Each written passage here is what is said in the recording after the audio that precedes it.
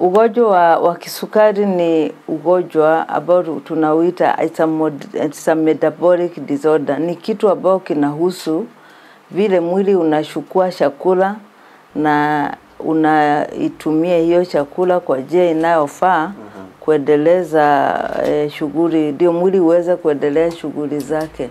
Hasa kwenye huu ugonjwa ile kitu inaharibika ni kwamba mwili unakosa insulin. Insulin ni a hormone.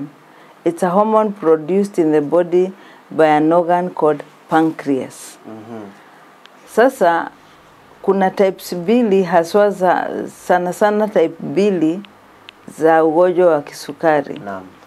Katika type 1 diabetes, hii insulin hormone inaenda kabisa hakuna. Yani it is not produced. Naam. In type 2, the body is able to produce the hormone. Yani mwili unaweza kutoa hiyo homoni, lakini mwili au cells chembe zetu za mwili zinakataa kutumia ile insulin. Yani they develop a resistance to the insulin. So inakuwa bado sukari inakuwa mingi. Hasa kazi ya hii hormone inaitwa insulin.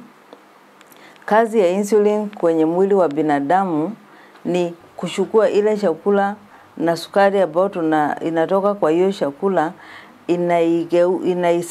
inasaidia mwili au the human body cells to absorb it, au kuchukua ile chakula na kuitumia katika cell kuendeleza the activities of the body.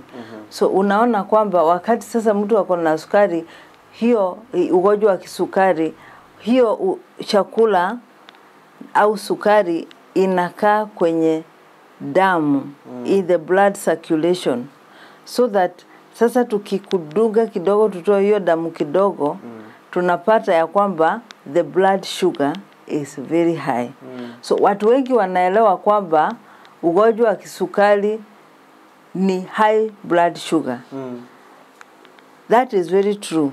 But the more truth is this, it is because there is a hormone that is not there, that is supposed to remove that sugar from the blood circulation into the cells.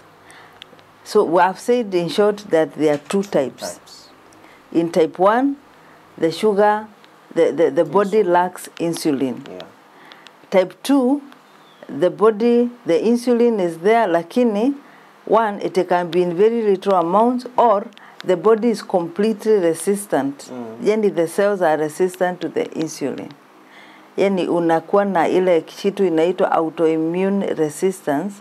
Mwili mwenyewe unakataa ile homoni ambayo mwili mwenyewe umeitoa. So it is like you still cannot control the sugar that is in blood circulation.